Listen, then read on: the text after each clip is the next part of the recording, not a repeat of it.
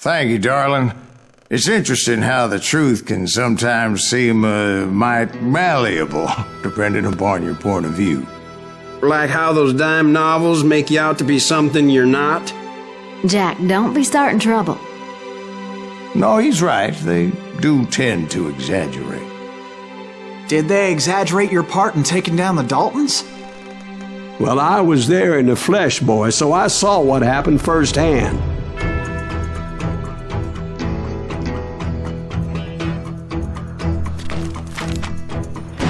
Those Daltons were lawmen once, before they all went bad, robbing banks and trains clear across the territory. Until Coffeyville, of course.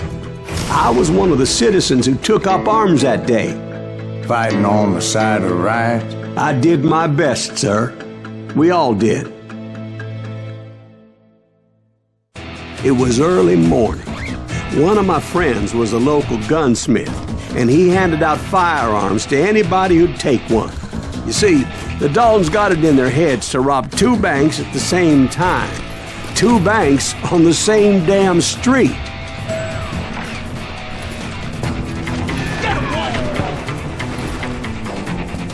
Story was Bob Dalton's girl was always writing him about how he had no ambition. Oh, you're nobody next to Jesse James, she'd say. Finally, the bastard took his brothers to Coffeyville just to shut her up. Right. It's always the woman's fault. You ain't stopping me!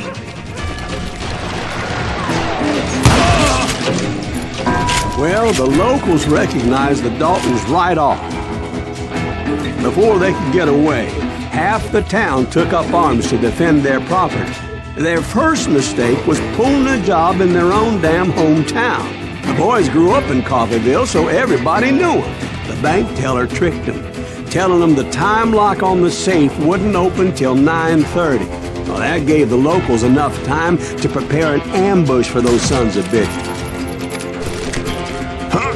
Hey, he got us a hero. Put some holes in him!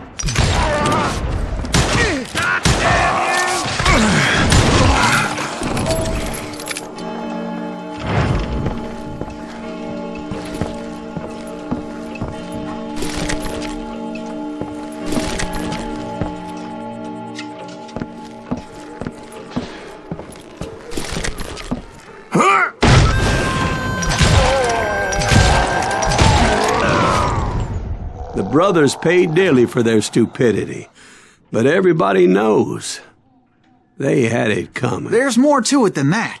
I read all about that day, so I know for a fact that it went down very differently. First of all, it was high noon. A posse of U.S. deputy marshals were on the rooftop across the street. Get ready, boys. Let's make a move.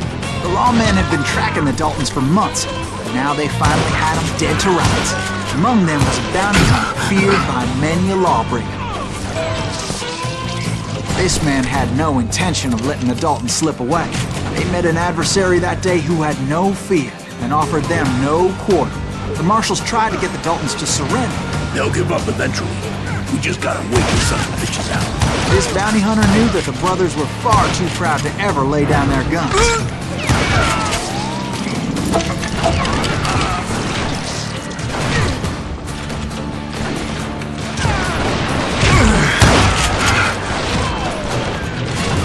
He went in there alone to confront those criminals. One of the marshals shouted, "Where are you going? Are you crazy?" Hey, where do you think you're going, dumbass? That rifle's mine. But he paid him no mind.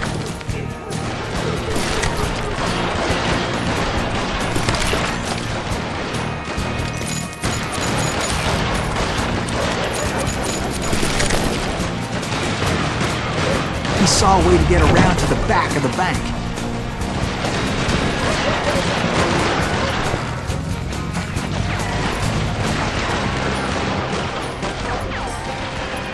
Then he figured out how to hit the Daltons from a direction they weren't expecting.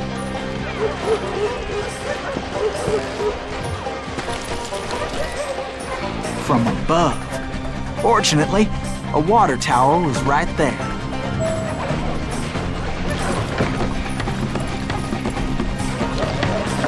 moment later, he was climbing up a steep ladder, laughing at danger as he did.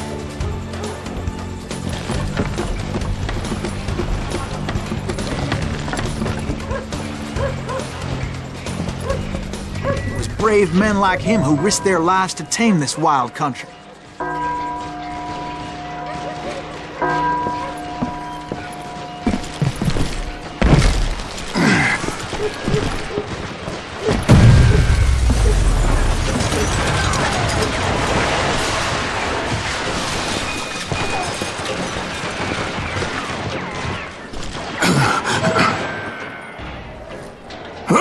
We've got company.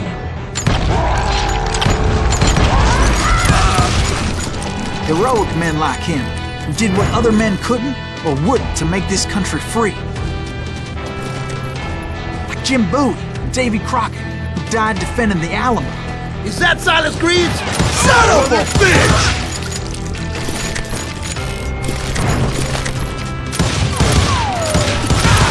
You better hide.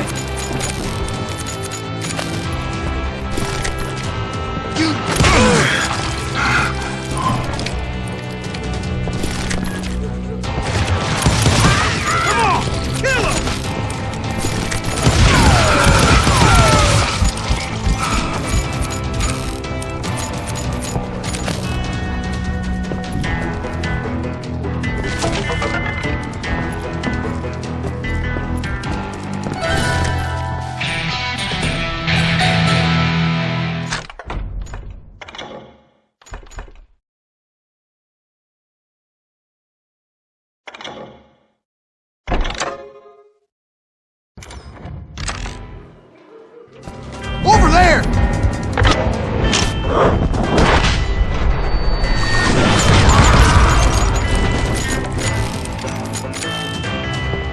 Huh? That's Silas Greaves! What the hell? Blam! Blam! He came away victorious, taking down those thieving Daltons.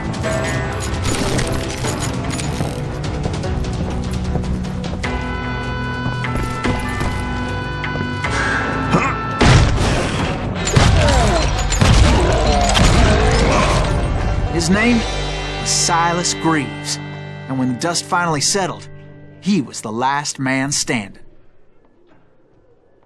Sorry, kid, but that just wasn't the way it happened.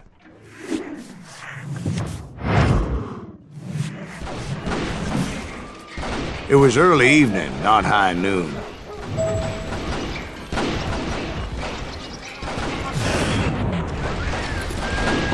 I was late to the party and Coffeyville was already up in arms. The Daltons blew up a safe and were all set to hightail it out of there.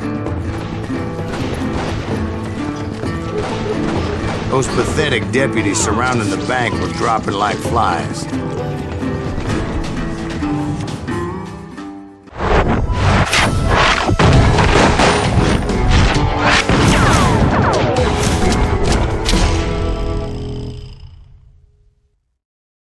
I had been tracking those jokers for months, waiting for them to do something reckless. In for the kill.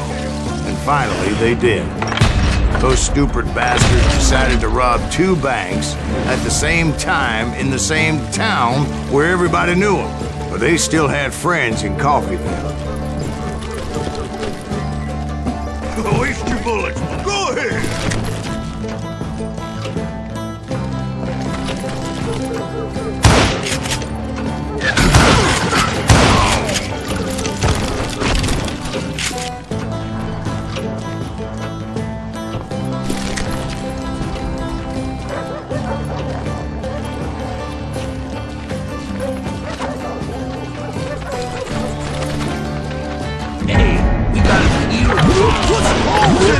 And those friends came after me like a pack of wild dogs, tooth and nail. They were coming at me from all directions.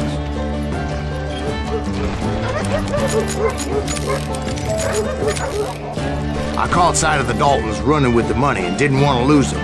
Problem was, they knew the town better than I did. Get those boys! And to top it off, Shoot 'em down! I found myself in the middle of another shootout entirely. We gotta get out of here! Did the Daltons hole up in somebody's house? No, it was the Smiths, I believe. They were cousins of the Daltons, and they were shooting at the Browns, who were shooting at the Daltons, which wasn't any surprise, because those two families have been feuding forever. And since the Joneses are related to the Browns, they shot at the Smiths, pissing off the Heimhoffers, whose daughter recently married a Smith. Well, bullets were flying every which way as all the old feuds in Kansas caught fire all at once. There was a hell of a lot of pissed off people in Coffeyville that day. But that's just the way life is sometimes. Shit happens.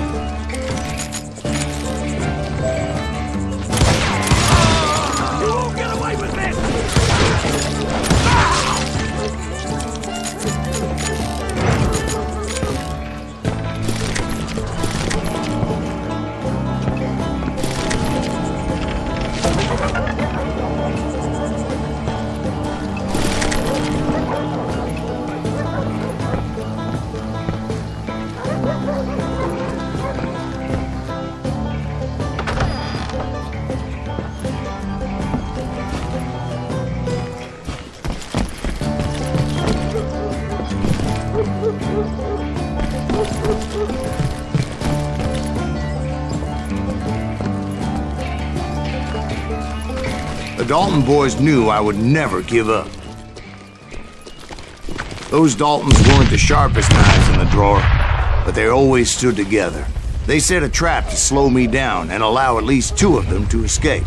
The third brother stayed behind to plant me, just in case that trap of theirs didn't work.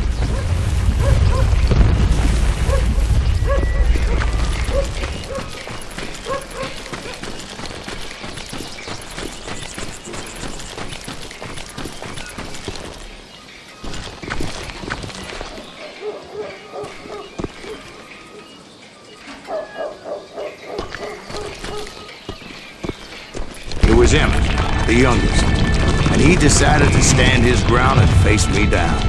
I ain't afraid of you, Silas Greaves. This is where it ends for you. He was determined to protect his brothers. And I understood how he felt.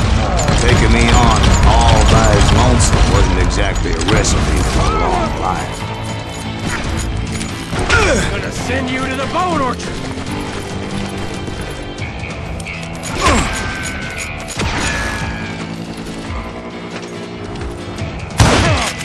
Gonna eat you like a redneck stepchild.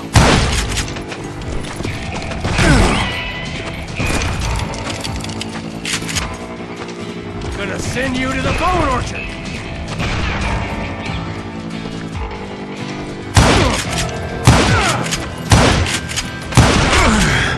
I'll blow your damn head clean off.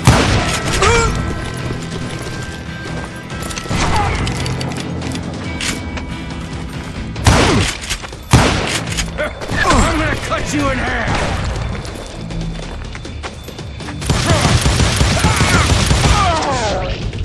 But Emmett Dalton survived the robbery in Coffeyville. He's the only Dalton who did. They say he was shot 23 times. Well, Dwight, who do you think put all those damn holes in him?